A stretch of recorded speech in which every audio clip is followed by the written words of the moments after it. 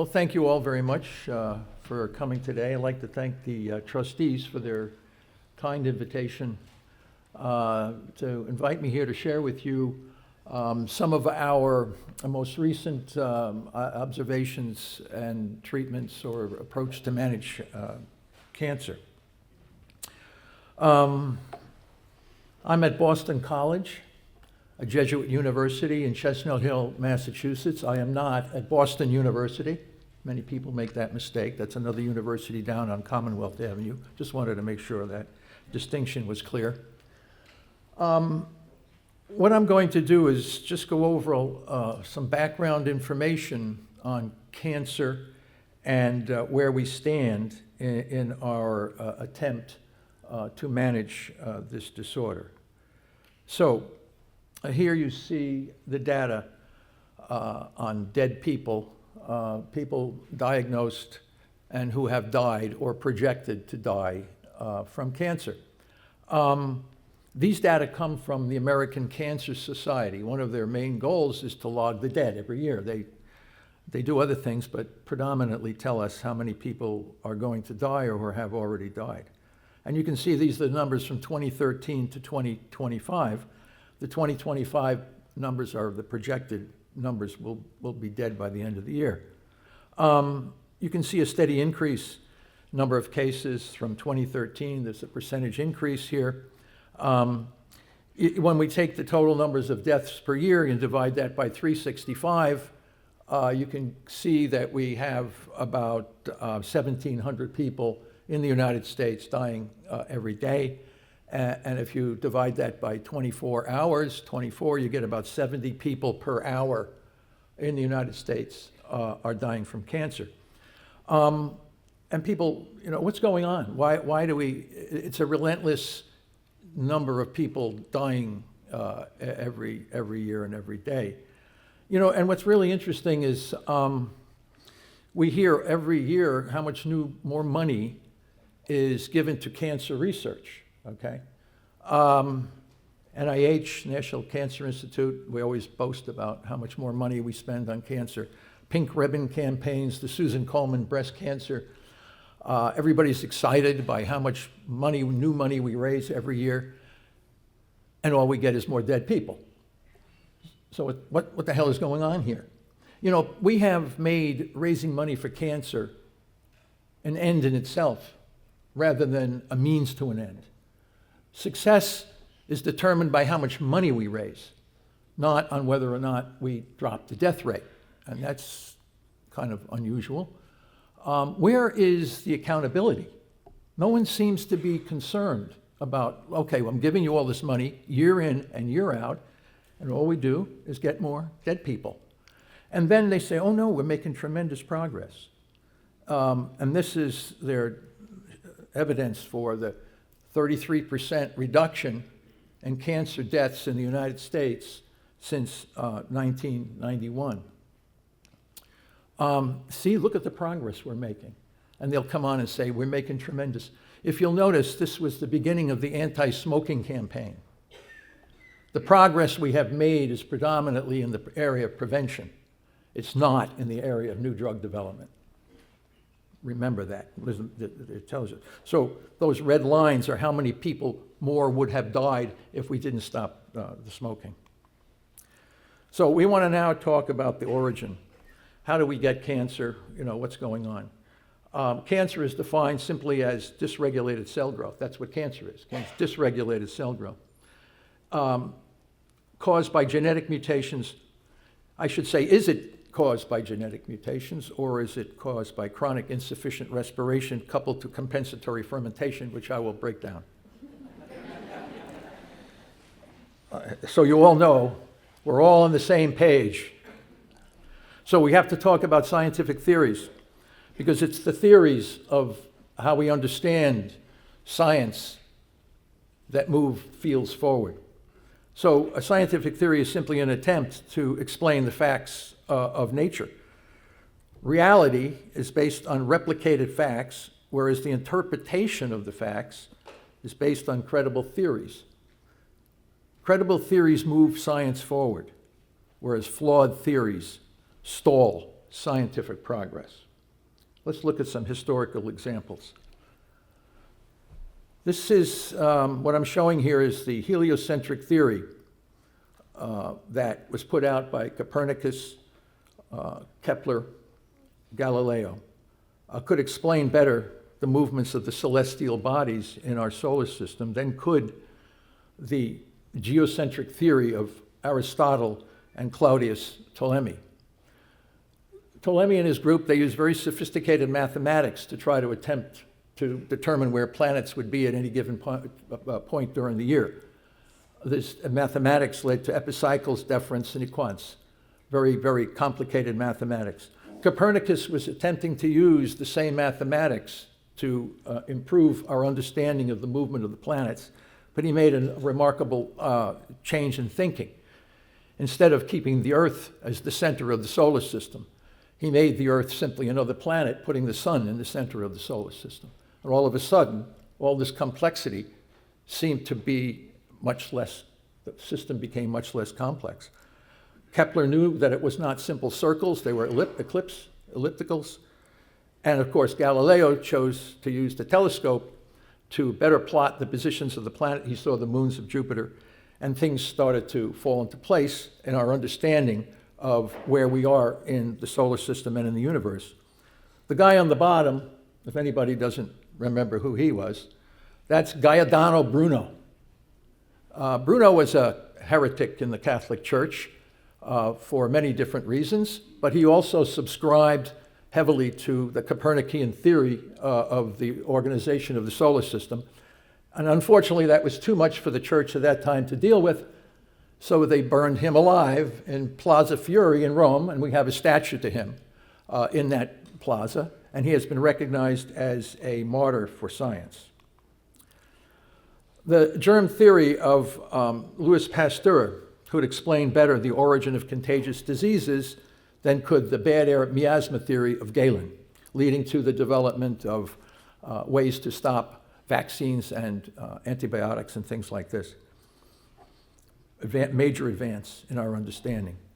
The Darwin-Wallace theory of evolution by natural selection could explain better the origin of species than could the theory of special creation, moving the field of biology into a serious discipline. The problem we have confronted with us today, can the mitochondrial metabolic theory explain better the origin and management of cancer than can the somatic mutation theory? And I consider this just as important as the previous theories that I just went over. Does cancer arise from nuclear somatic mutations or from chronic mitochondrial dysfunction with compensatory fermentation? So we have a picture here of a cell that you see in biology textbooks to give students an idea what the mammalian cell looks like. It has a membrane, it has a big nucleus, and it has these little bean-shaped organelles called mitochondria.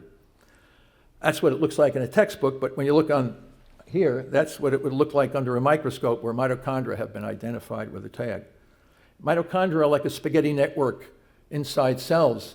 They are very active, they fuse, they together, they separate, they move around, and they respond to their environment in remarkable ways. Today, the current dogma in cancer is that cancer is a genetic disease. A dogma is an irrefutable truth, something that should no longer be questioned. And this paper, Hallmarks of Cancer, The Next Generation by Hanahan and Weinberg, is one of the most highly cited, if not the most cited paper in all of science. Over 75,000 citations to this paper. And the statement from the paper says, cancer cells carry the oncogenic and tumor suppressor mutations that define cancer as a genetic disease. And this is what we see in all biology textbooks, cell biology, biochemistry, and genetics. Cancer is a genetic disease. The U.S. National Cancer NCI, National Cancer Institute, solidification of the dogma. If you say up there, how does cancer develop? It says cancer is a genetic disease that is caused by changes in genes that control the way cells function. And down here it says even more, cancer is caused by certain changes to genes. So there's no discussion about anything else other than cancer is a genetic disease. And most people in the world, when asked on the street, Do you know anything about cancer? Yeah, it's a genetic disease. Well, let's look at the evidence that challenges that particular viewpoint. Listen, whenever you try to challenge a dogma, it's pretty much ignored. People don't want to look at it, they don't want to talk about it, they don't want to hear about it, they just simply ignore it. It's too controversial and disturbing to consider something that you have solidified in your brain as being the truth.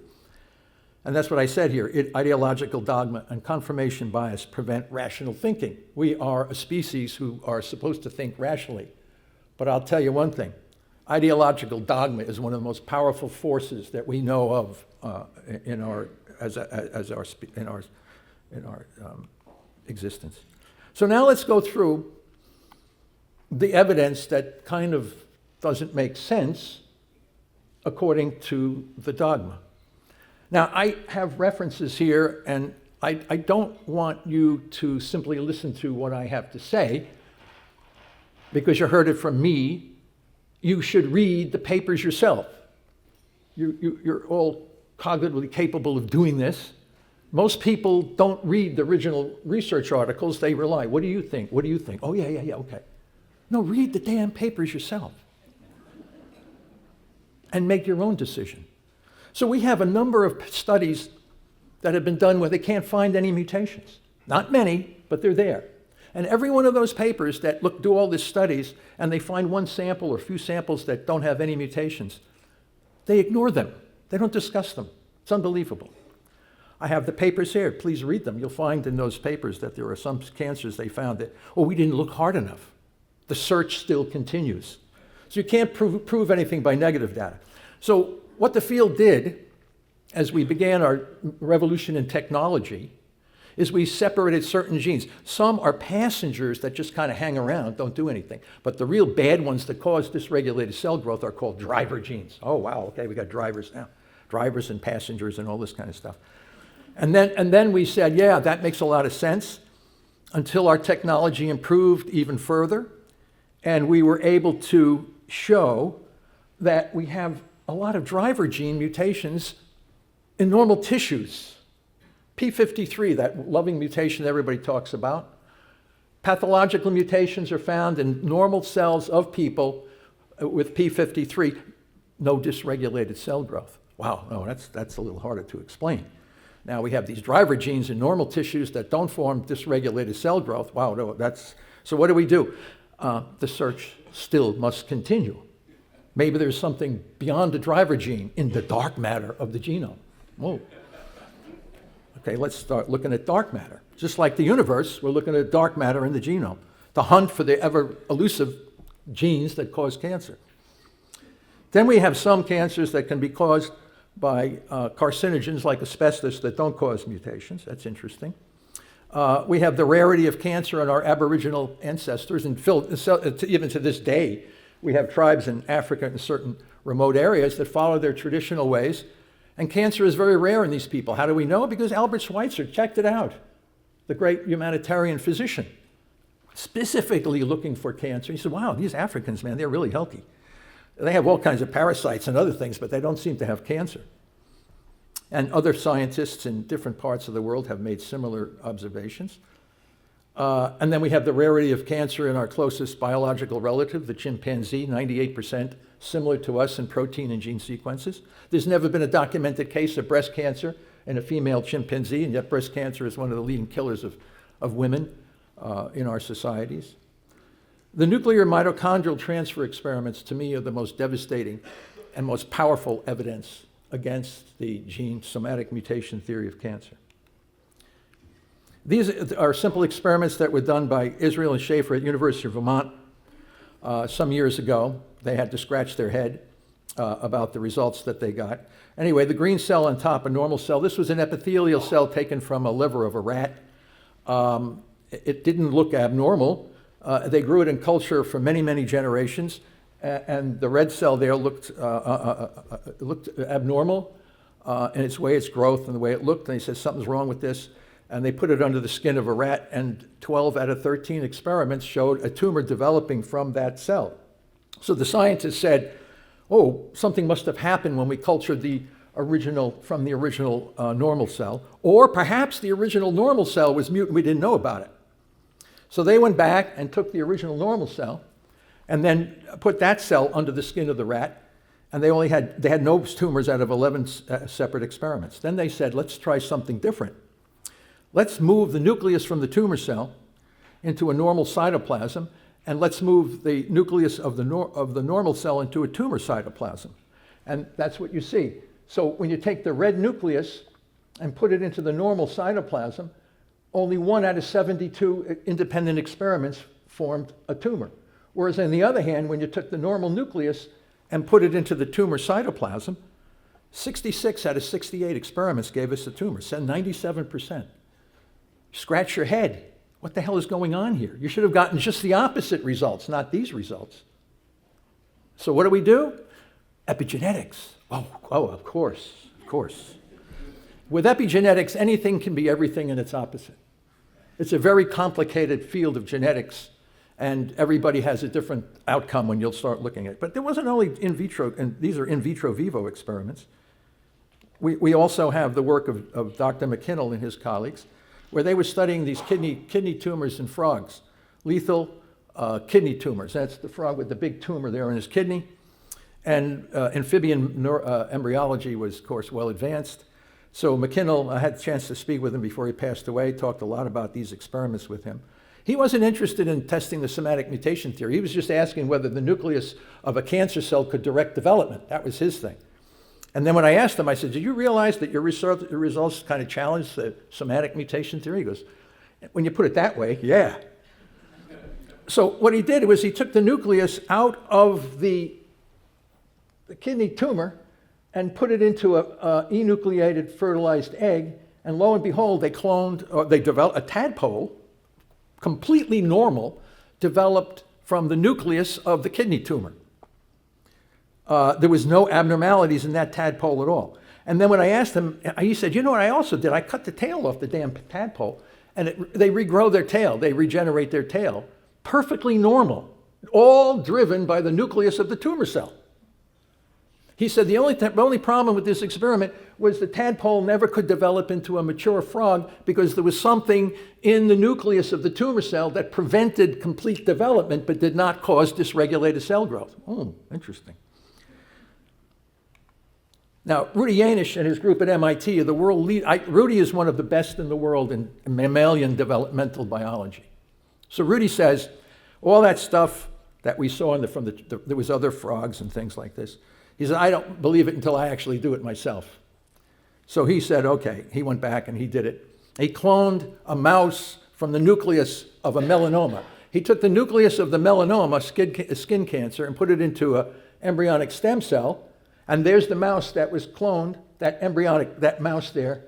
I know it has gone through several stages of development. And then it, of course, aborted as well. But it never could complete the full process of development because there were a lot of chromosomal and mutational defects in the nucleus that prevented development, but did not cause dysregulated cell growth.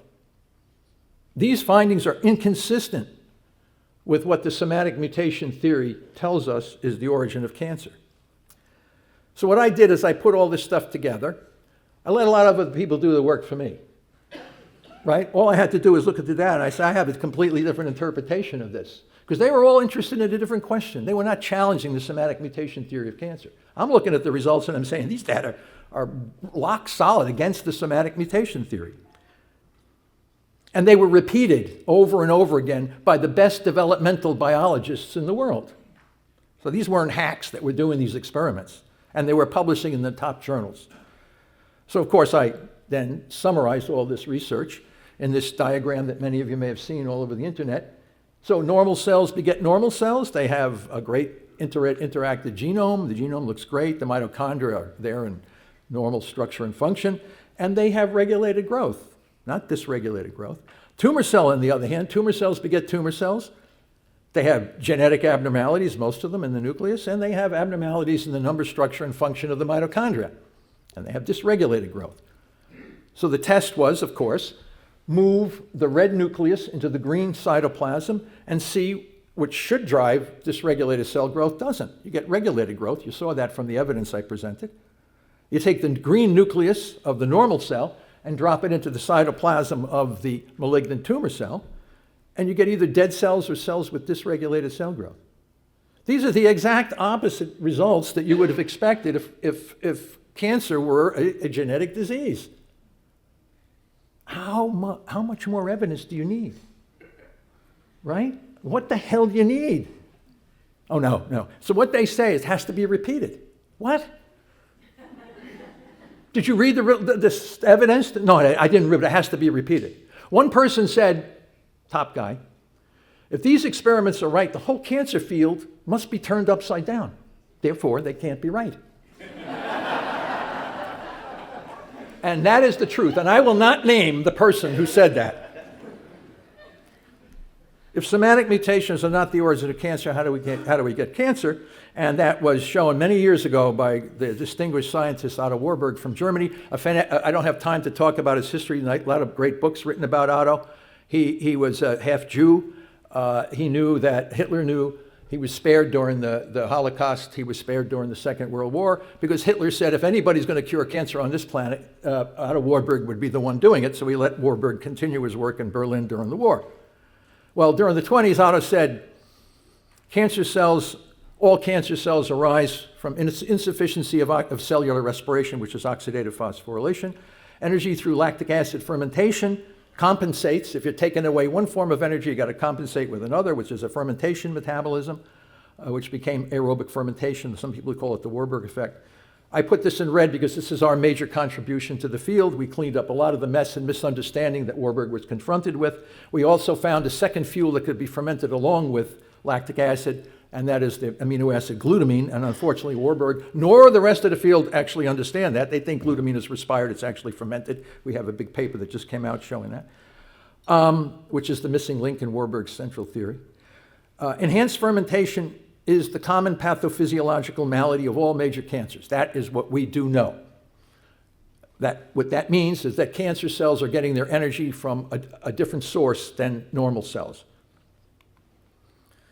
This is our most recent paper, just came out, published in the Journal of Bioenergetics and Biomembranes, where I go through and show where everybody had made mistakes, the failed experiments, the missing control groups, and this kind of thing, cleaning up the mess for almost 100 years, and allowing people to see the actual research and the experiments that were done and how we reinterpret them. And now it's open for people to reevaluate this whole cancer mess. Well, people say, are you sure the mitochondria are dysfunctional in cancer? Why don't we look at them under the electron microscope? Okay, you see that beautiful electron, those stripes, lines, those are called the cristae.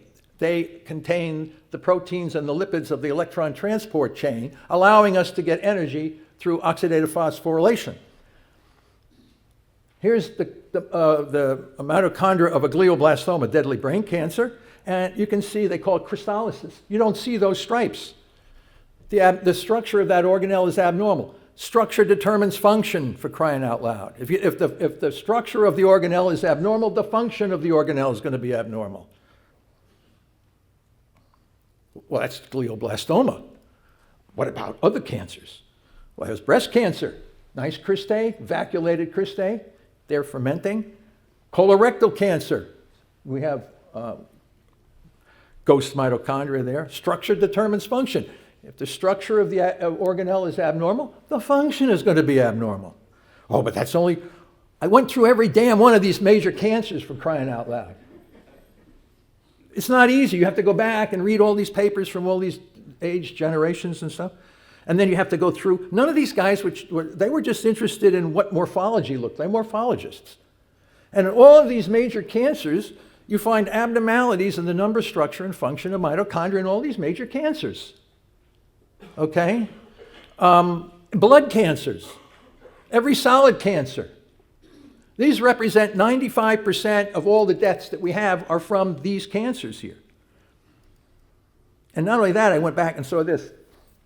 Turns out that all the major cancers collect big lipid drops in the cytoplasm. LD is a big lipid drop next to an abnormal mitochondria. I said, isn't that interesting?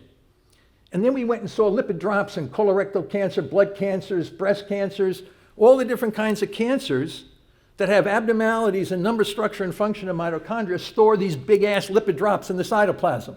You can see them. Turns out that when you have a defective mitochondria, they can't burn ketones or fatty acids. And in order to protect themselves, they store these as droplets in the cytoplasm. That's telling us that these cells are not able to use fatty acids for energy, because if they try to use the fatty acids for energy, you get reactive oxygen species and blow the damn cell up. So this is a protection mechanism.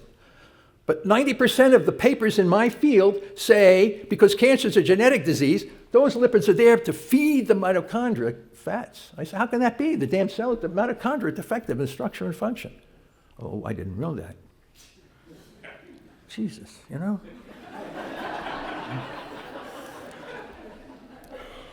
Anyway, this is the diagram from our most recent paper. You know, people say, how do you get cancer? Well, that was St. George's oncogenic paradox. Almost everything in the environment you know about can cause cancer, different amounts and different types. Carcinogens, yes, that's why we call them. They cause cancer, something. They damage the structure and function of the mitochondria. And now we have these forever chemicals, which are piled on top of all the other things we have in the environment. Intermittent hypoxia, radiation, age, rare germline mutations. We have a major paper coming out showing all those inherited cancers that you hear about, BRCA1 and all these others, Li-Frau-Many. They all damage in one way or another the structure and function of the mitochondria. Then we have oncogenic viruses. Yes, they go into the mitochondria, blow out oxidative phosphorylation, forcing the cell into a fermentation, dysregulated state growth. Inflammation and microplastics. And Faith Ann, a little girl here, I don't know, she's here. She's going to give us a little talk on that. She becomes an expert now on microplastics and bubblegum, right? So she'll give you a lecture on that. I'll leave that to her discussion. We have oncogenes, and now we have what happens when you screw up the mitochondria. You get ROS, R-O-S, and that's the superoxide anion and the hydroxide. That knocks the hell out of the genome, causes all the mutations, causes chromosomal defects. So you have to see genome instability, somatic mutations. Those are all downstream effects of damage to the oxidative phosphorylation. Will someone tell the National Cancer Institute that information? We're spending millions and millions of dollars hunting for gene mutations, all caused as downstream effects of oxidative disruption, oxidative phosphorylation. Now, when that happens, the cell starts to suffocate. Oncogenes, the HIF1 alpha, MYC, and all these others open the floodgates for fuels, for fermentation energy. Once you stop oxidative phosphorylation, you must replace the energy, and we use these ancient pathways of fermentation facilitated by the action of oncogenes. So the oncogenes are facilitators. If you make normal mitochondria back in those cells, the oncogenes turn off. You don't need them. Oh, I'm going to go back one more.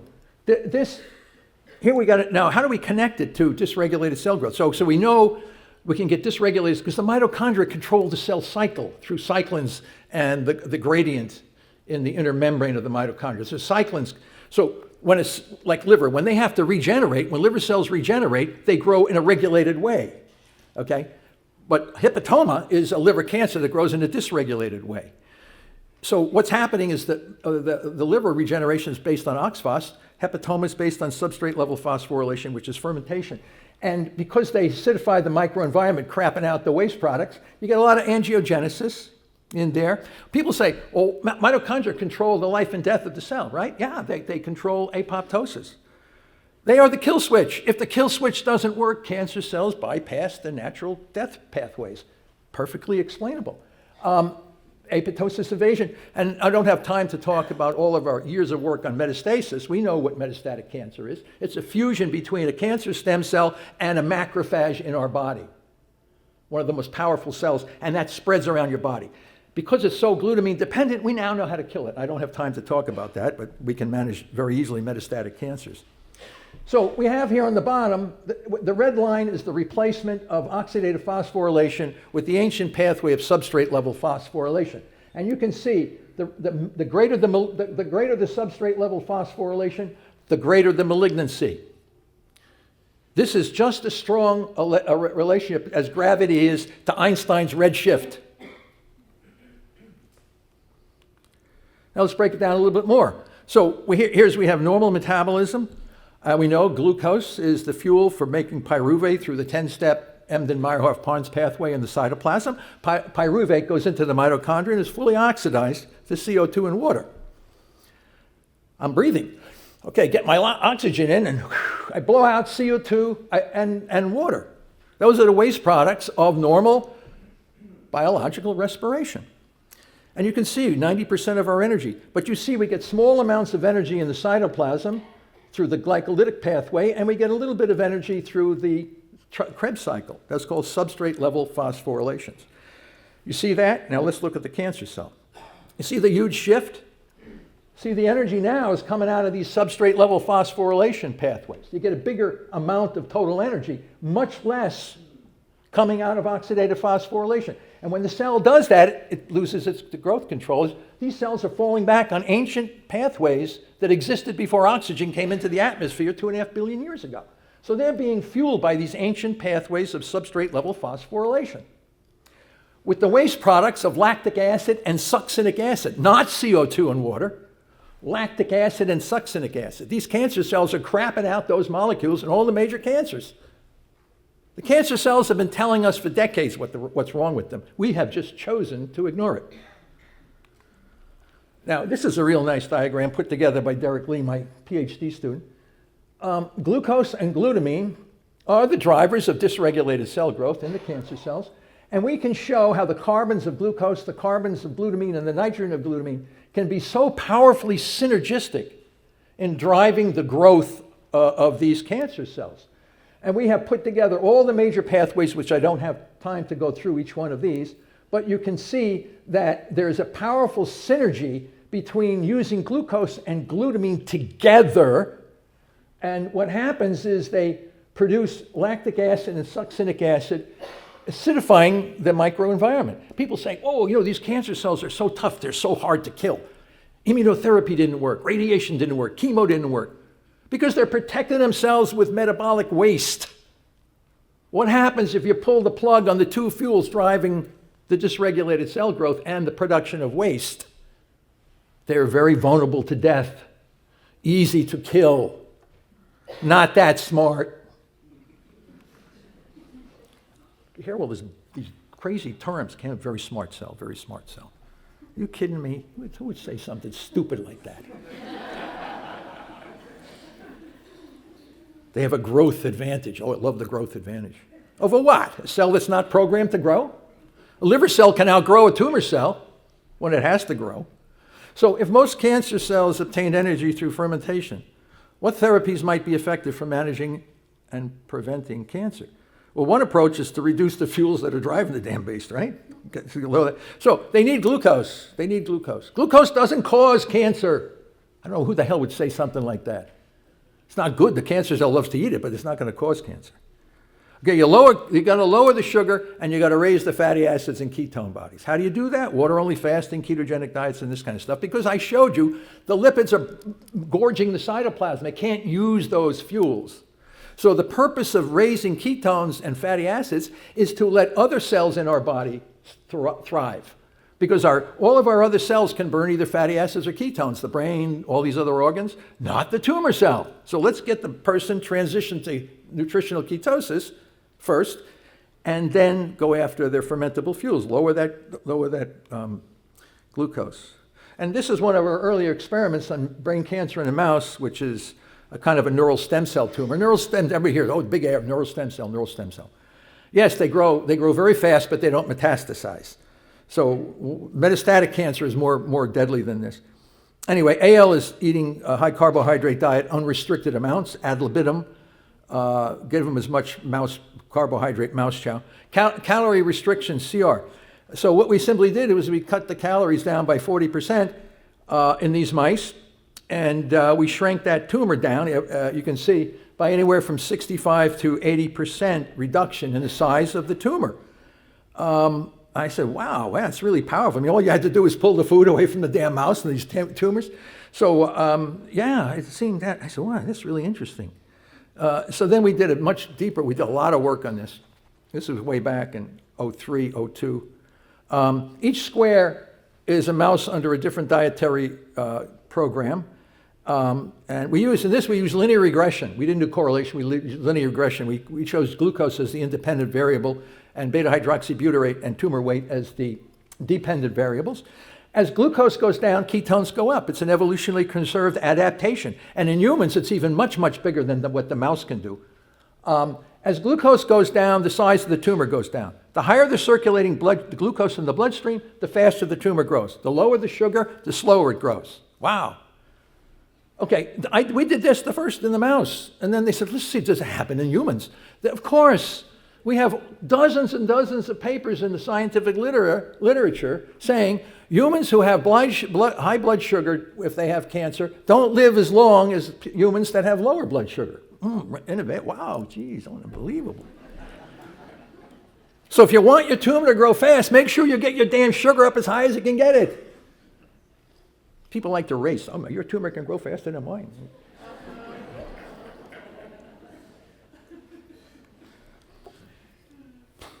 Then we built the glucose ketone index calculator. During this Q&A, I have stories about everything, right? What do you think? I just pulled this stuff out of my butt? You know, this is, oh yeah, wow, we have a problem here. Let's think, can we figure out a way to handle this problem? So it would be better to measure combination. We had to take blood sugar millimolar, ketone millimolar, and make a ratio, because we found out it's not just lowering glucose, it's not just elevating ketones. You have to do both to allow the body to transition naturally into these new physiological states. So we made this ratio. And we found and predicted that ratios 2.0 and below are therapeutic for managing cancer, and not just brain cancer, all cancers. Then we built the press pulse, another long story about how we did that. Press pulse therapeutic strategies. You can press glucose down. We heard it's a non-necessary nutrient. We don't need glucose. Push it down as low as you can get it and run. Muscles will take and do a lot of different kinds of things. Keep your GKI as low as you can. Ketone supplements. Stress management, extremely important. People who are diagnosed with cancer, oh, I'm doomed, I'm going to die, geez. Raises corticosteroids, makes sugar high. We got to manage stress, You're not going to die if you know what to do. Then we pulse in drugs that will target glucose. We have to be very strategic about this. We just can't say one dose fits all. We are strategically targeting glutamine and glucose with small drugs while the patient is in nutritional ketosis. We move the person from a state of his terminal condition, always stage 4 terminal, and we try to move him then into a state of management where we make the tumor much less angry. We have now time to work with this patient, to test things. Dosage, timing, and scheduling is where we are right now in the eventual management and control of this disease. Problem is, learning about dosage and timing and scheduling is not sexy science. Hard to get funding for that. But that's what's ultimately going to be what's going to happen. So, and we use hyperbaric oxygen as a replacement for radiation, because once you get that tumor cell into a metabolically compromised state, it becomes extremely vulnerable to high pressure oxygen. Now let's test this press pulse therapeutic strategy for a mouse model. We developed these models spontaneously. They were a spontaneous model, not these genetically engineered monstrosities that most of the scientific literature is filled with. 5 minutes? I just started. Guy's telling me I got 5 minutes. I didn't take up the time in the beginning, my friend. Give me a break here. I come all the way from Boston. I got 5 minutes? Jesus Christ.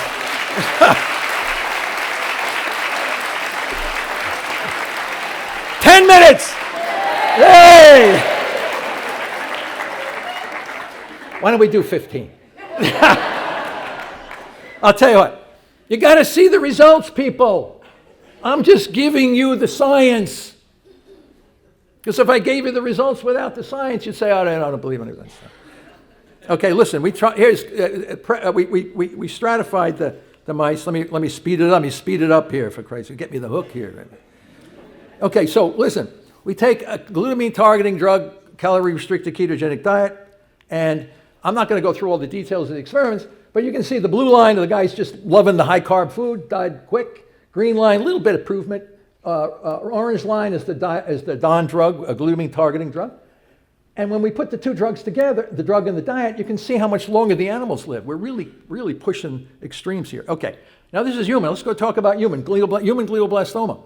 Deadly brain cancer. Deadly. You can see the midline shift. Most of these poor folks die from intracranial pressure. And the tumor cells, the purple cells on the histology slide, are cells running across the surface of the Virchow-Robin space, so you spread the tumor cells throughout the brain. That's why they're not surgically resectable completely. And this is a survival curve from 5 Canadian institutions. Look how replicable, look how beautiful the results are. The survival is so poor and replicated from one institution to the next. And this survival curve could be here in England, the United States, China, Japan, all over the world. You don't survive very long with glioblastoma. Why is that? And look, no improvement 100 years. Are you kidding me? 100 years we haven't improved survival for glioblastoma? We have Webb telescopes around the Earth looking at the origin of the universe, and we haven't made any major advance in survival. And we found out that the treatment itself, when you treat a glioblast, you surgically resect, and then you start the irradiation of the brain, and you break apart the glutamine-glutamate cycle, the brain starts to swell from the heat. You give the patient a lot of steroids, make the blood sugar go real high. You're feeding all of the fuels that the tumor cell needs to be very aggressive by the very treatment that you're giving to the patient. We tried this guy. He's an Egyptian. Came in, he had glioblastoma. My colleague, this is from Alexandria, Egypt, young man, about 26 years old. His tumor was resected. We did a lot of good stuff on this guy. And then they said, we got to irradiate him. I said, why do you want to irradiate him? The kid's really healthy. Oh, no, we must do it. We must do it. Not, we didn't have a choice. We must do it. So we did it. And then what happens, the guy goes back, he's a corn farmer, goes back out working in the fields. He comes in, and he's got a headache. We published this paper, 24-month follow-up. Everybody was excited. Then he starts getting headaches. In 30 months, he's dead. Whoa, what happened? So El Saka, first author here, he said, we're going to do an autopsy on this guy and see what happened. They didn't find any tumor cells.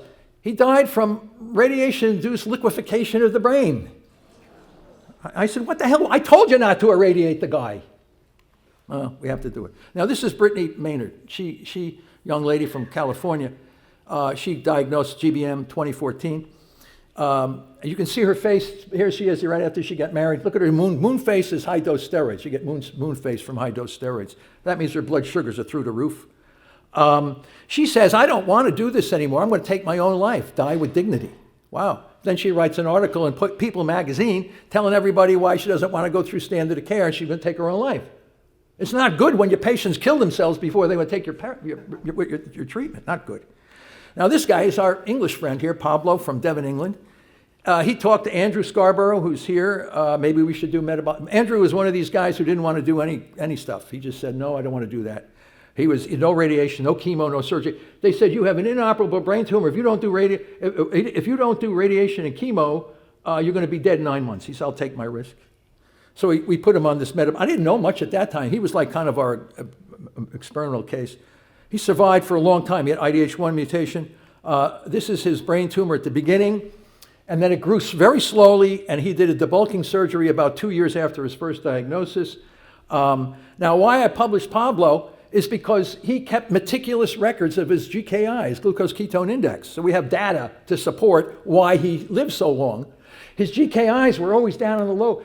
So I don't have time to tell you everything. But we published him as a case report to how powerful ketogenic metabolic therapy can be if done the right way, and Pablo was a pioneer in this field. Unfortunately, Pablo passed away immediately after the fourth debulking surgery of his previously inoperable brain tumor. Can you believe this? We spoke to him a week before he passed away. He had a cerebral hemorrhage in the last debulking surgery that ended up killing him, unfortunately. His good friend, Andrew and Pablo, were very close. Now, this is another recent study that just came out of our group from Greece. They took 18 glioblastoma patients, and 12 of them didn't do, and it was a calorie-restricted Mediterranean diet. what? Salmon, sardines, olive oil, avocados, and that kind of stuff. And you can see the ones that stuck at 4 out of 6 survived beyond 3 years doing this. And somebody said, wow, this is really remarkable.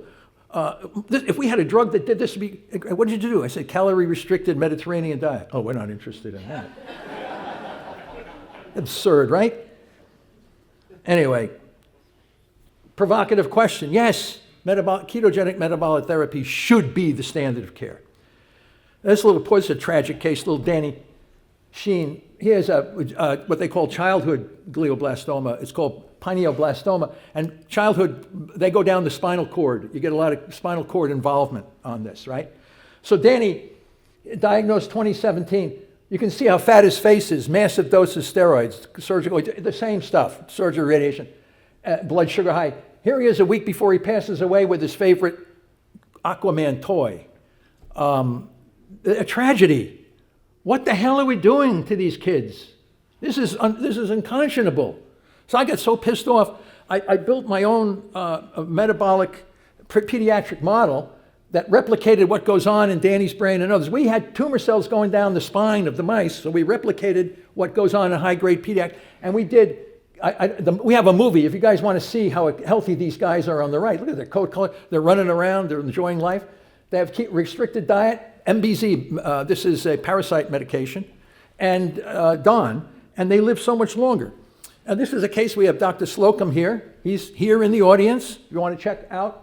We had this woman from Cleveland, Ohio, metastatic breast cancer to her bone, to her brain, all over the place, lit up like a Christmas tree, for crying out loud.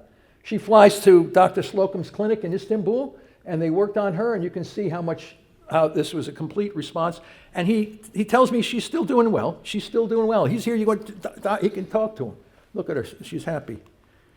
We did it with a lung cancer guy, non-small cell lung cancer. The guy's alive 10 years. It went to the brain, went to the bones, metabolic therapy. I did a puff piece for Nature, prostate cancer. You can manage that.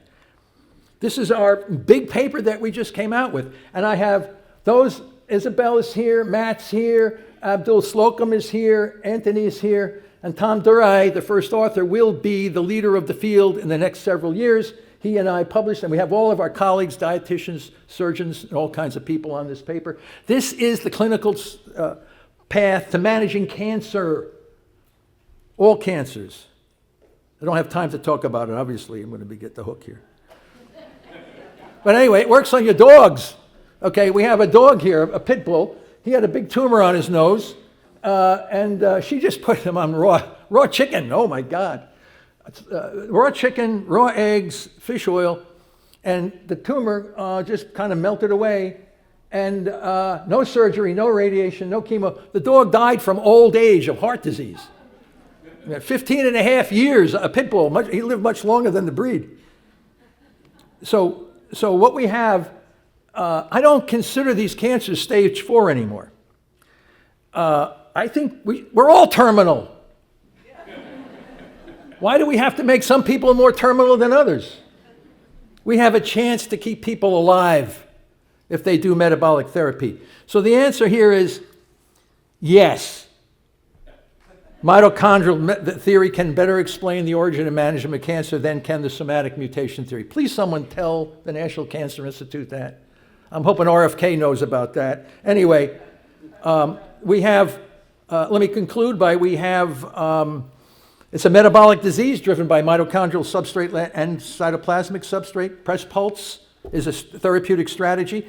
We are now working on strategies to manage all major chronic diseases. We're going to bring the hammer down on those things in no time. We're doing it now, and we're working on it now. So brace yourselves. Now, the other thing is we started a new society, International Society of Metabolic Oncology. We're getting people, dietitians, nutritionists, surgeons, all kinds of renegade oncologists that want to join the society. Janet Nathan from Mumbai, India is our secretary. So we're putting this all together. And let me just say, I get all my money from private foundations and philanthropy. No gift to us is too small or too large. This is the way we work, okay? The more money we get, the faster we deal with the problem. So I want to thank all those who have supported our work listed here, individuals and foundations, and thank you for your attention.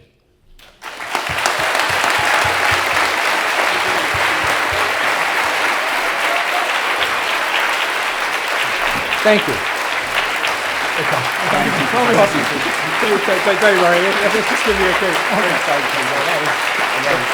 Thank you.